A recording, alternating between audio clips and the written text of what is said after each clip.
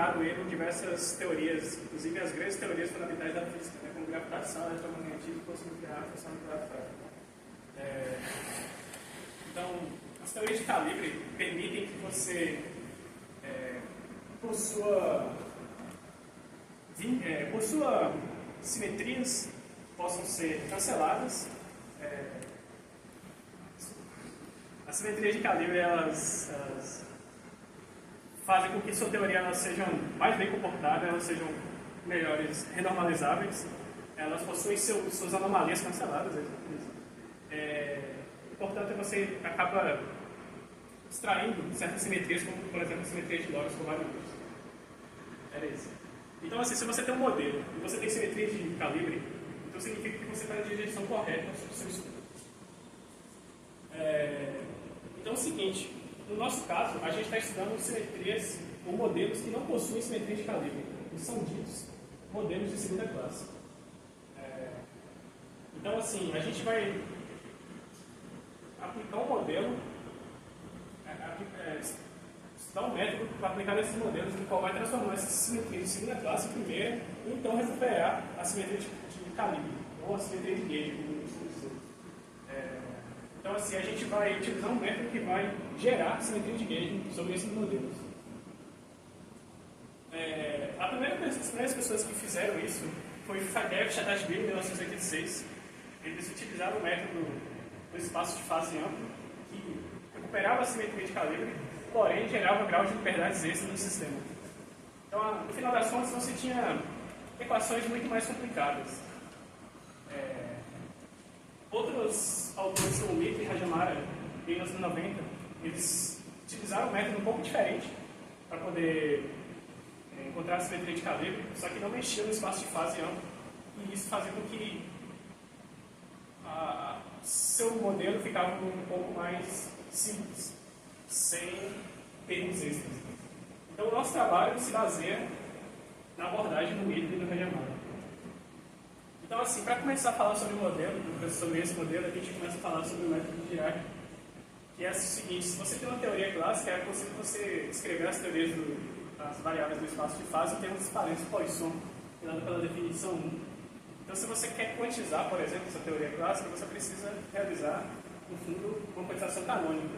Então, é simples você utilizar essas variáveis do espaço de fase, transformá-los em operadores, e ao invés de você trabalhar com parênteses Poisson, você trabalha com comunicadores. Né? Então, quando você quer quantizar uma teoria, você utiliza a relação 4 para poder fazer essa abordagem. No entanto, essa abordagem 4 nem sempre é direta, nem sempre é linear assim.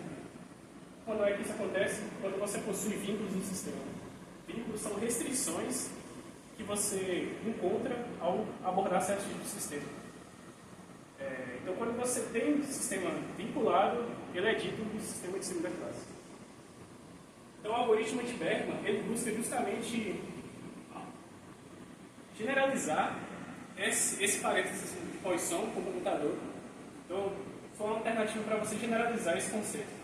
Então, se você tem uma lagrangiana, você pode descrever essa lagrangiana em termos de seu hessiano. Se você calcular o determinante desse hessiano e ele for diferente de zero, se ele for zero, significa que o sistema não possui vínculo. Se ele for diferente de zero, significa que você está no caso do sistema vinculado.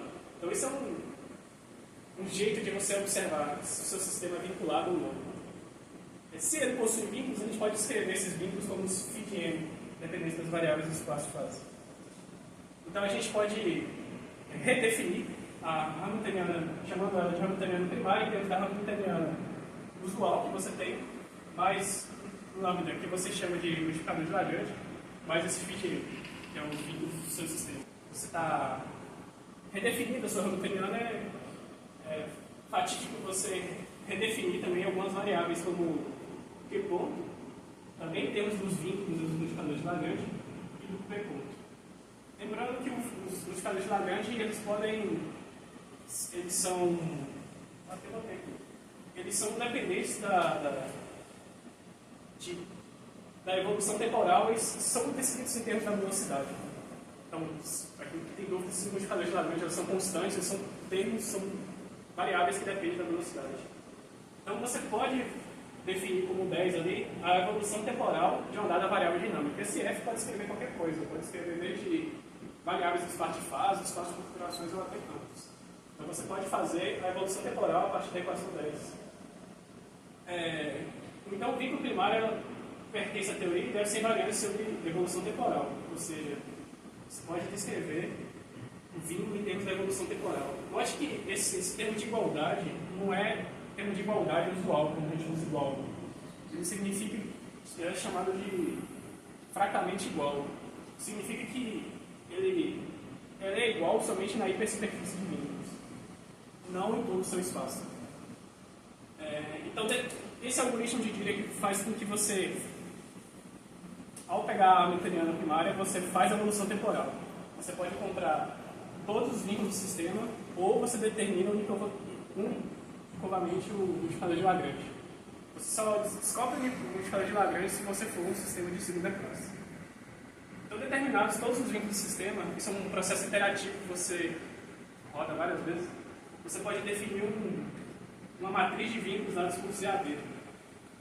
Essa matriz de vínculos ela possui dimensão par e pode possuir a sua inversa, dada pela equação 14. E a partir de tudo isso, a gente pode definir a generalização dos comutadores dos padrões de Poisson, que é dada pelo parênteses de Dirac entre duas variáveis dinâmicas, que é dada pela equação 15.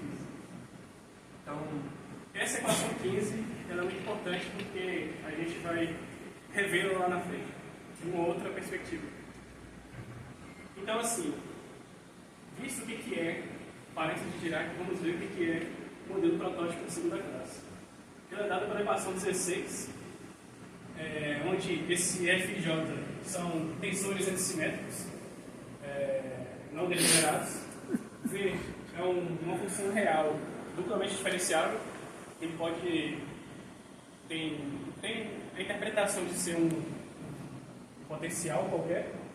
O T de alfa é um conjunto de matrizes N triplamente diferenciáveis.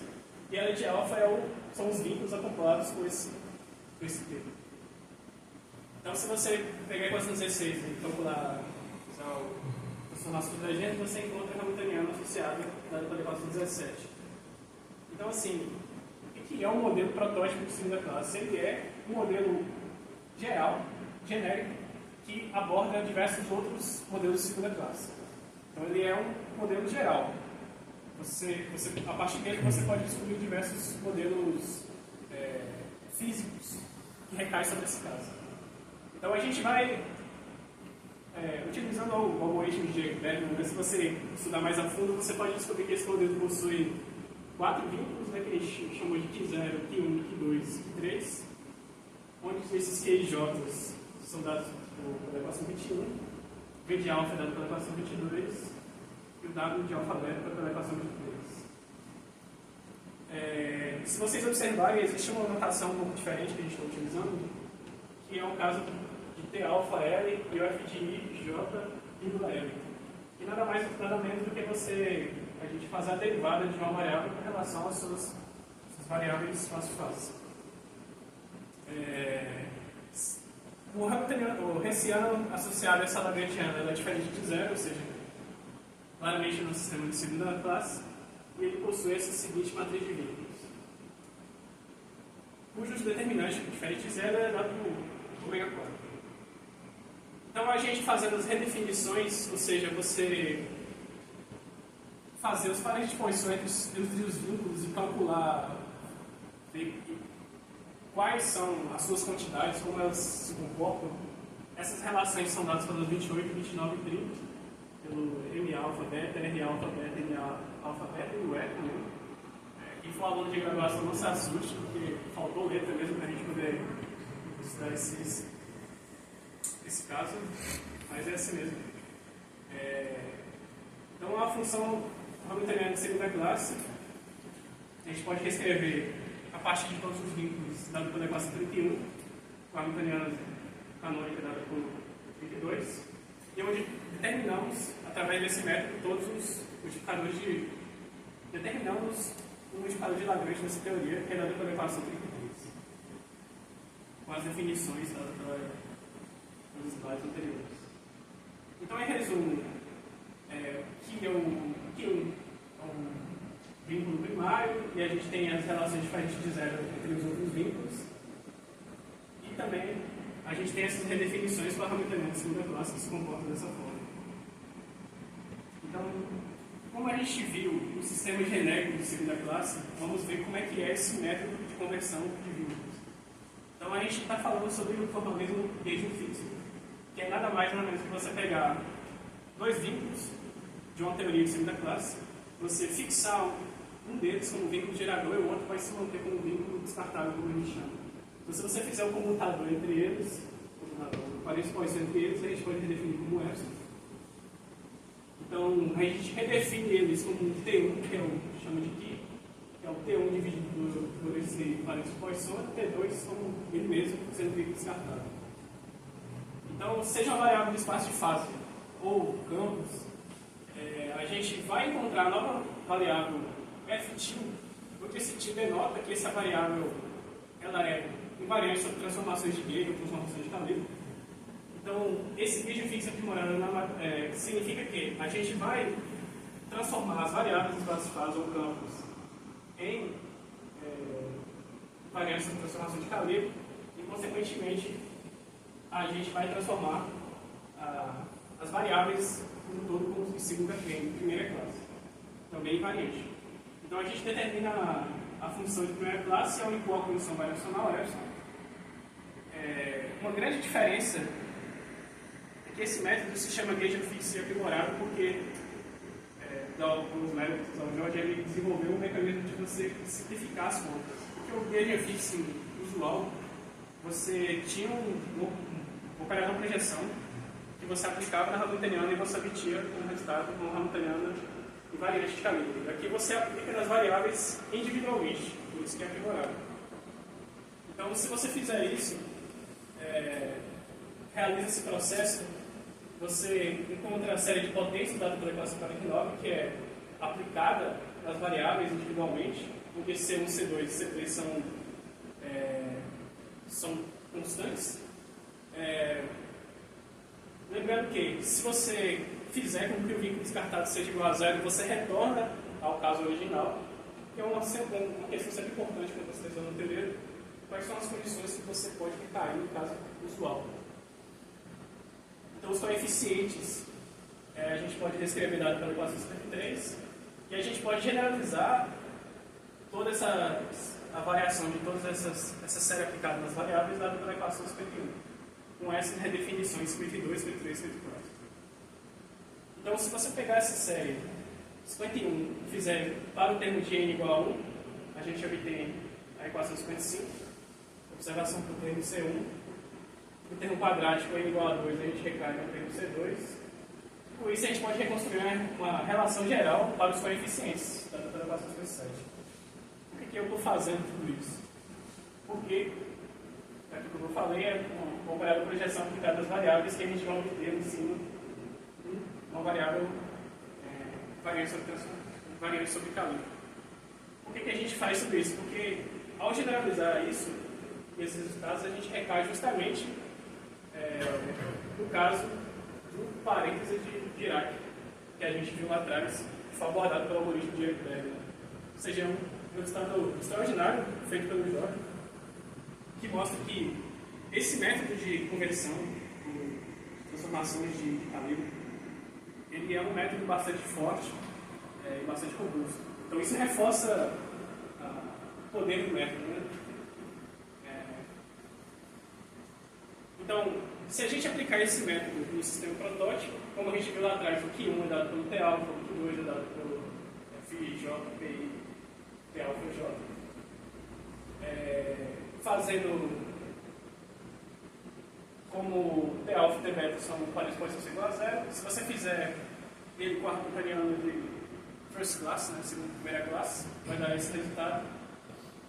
Então, aplicando o operador projeção nas variáveis, a gente vê que tem a condição que ele recai no caso original, como eu falei, dado pelas relações 63, e ele satisfaz justamente essa relação 64. Então, quando você aplica, você encontra que as novas variáveis são dadas pelas relações 65, e substituindo 65 em 64, a gente chega finalmente que as relações, as variáveis invariantes sobre calibre, no caso do sistema protótipo, é dado pelas equações específicas. Observe que a variável aqui, ela não se variou, ou seja, ela já era invariante sobre calibre, enquanto que PI, sim, ele teve uma mudança, dada por aquela relação final. A gente pode escrever também o PI como variador de projeção aplicado nele, onde esse variador satisfaz essa relação, e por isso, mais algumas contas, a gente encontra a hamiltoniana invariante sobre calibre, que é dada pela 71. Ali seria ela tradicional, second class, e aqui seria first class. Spins de ferromagnéticos. Então, ele tem casos aplicados na literatura, dentro da estatística, por exemplo. Então, ele é um caso de sistema de segunda classe, naturalmente. Se ele possui os vínculos Q1 e Q2, por essa forma, se você aplicar o modelo ciclo numerar, a gente vai encontrar a hamiltoniana de segunda classe, dada pela equação 77. Que possui essas relações aqui. Se você fizer a hamiltoniana de segunda... não, essa aqui é a hamiltoniana de segunda classe. Ou seja, se você pegar 74 e calcular a hamiltoniana daqui, você encontra 77, possui essas relações, e aqui sim, 81, que é a hamiltoniana de primeira classe, para você aplicar o método modelo ciclo não linear. Observe que, como era um caso particular do modelo protótipo, também a sua primeira variável, φ de A, ela não variou, já era invariante sobre transformações de gauge, e φ variou por aquela quantidade, com essa variável de projeção.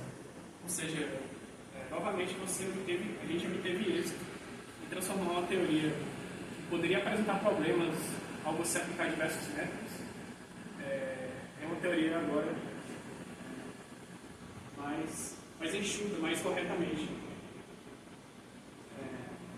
Então, assim, conclusão.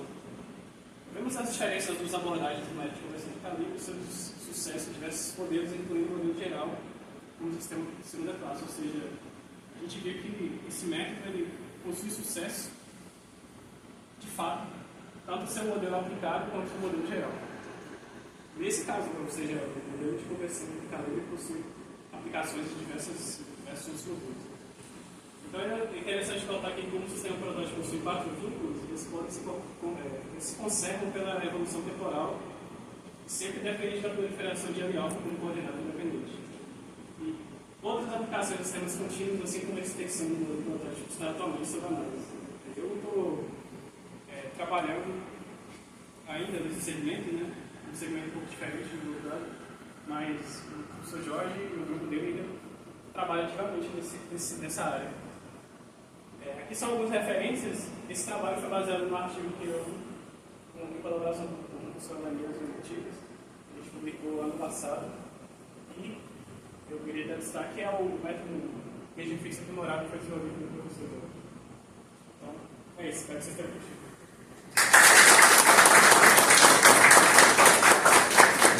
Valeu, Jorge.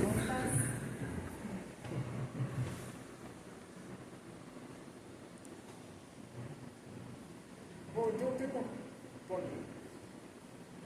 você espera que, se você mudar aquela normalização dos vínculos, ninguém já fez, vai mudar muitos resultados? Se você mudar a normalização? Porque não é obrigatório aquela normalização. Né? Quando você normaliza o vínculo que você escolhe para ser gerador de primeira classe... Geralmente não muda. Não muda. Não vou citar o slide. Tá citando, né? Por exemplo, aqui, né? No gauge fixo aprimorado, no seu protótipo, você escolhe tanto Q1 quanto Q2 como gerador e descartado. No caso, Q1 foi o gerador, Q2 foi descartado. Então, essa escolha é arbitrária. Você pode escolher tanto Q2 como gerador quanto Q1 descartado. Tanto faz assim, a sua escolha. Você vai obter os mesmos resultados, só que o caminho pode ser um pouco mais difícil durante o processo. Então, o ideal é você ver qual caminho vai ser o mais fácil para você chegar ao que você deseja, que é obter uma teoria inválida sobre o calor. E no caso do modelo ciclo linear, na sua dissertação, você seguiu os dois caminhos, porque nesse aí eu tenho que você só escolher um, né? Mas, não, isso não mostrou aí, estou dizendo. Você chegou a escolher os dois na sua dissertação? Não lembro. Sim, fiz dois casos. Só que eu não lembro se a gente faz um caso geral, né? Porque eu lembro que eu estava querendo lembrar, no caso do ciclo linear, você tem os dois lá. Foi, mas na dissertação eu não me recordo agora, eu tenho que dar uma olhada se eu coloquei lá na dissertação dois casos, mas os cálculos, eu fiz dois casos, foi tranquilamente. É isso, então, um aluno de doutorado do ELAEL, do CBPF, aqui no primeiro encontro, primeiro workshop de física teórica da Unesp, no sudoeste da Bahia. E o Devon, rapaz, mandou um abraço aí para ELAEL, grande amigo, o professor.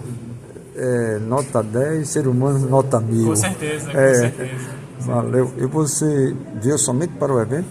Eu estou morando aqui agora, eu estou fazendo doutorado à distância. Ah, tá. Fala para ele que o professor Rafael apresentou a Suzy. Professor Rafael. Valeu. É isso aí. Valeu. Tá aparecendo aqui? É isso. Bloco Ciências da Educação, tá pelo professor Rafael. Hoje, dia 29, segundo dia do evento, primeiro workshop de física teórica do sudoeste da Bahia. Maravilha, parabéns aos organizadores, parabéns a todos.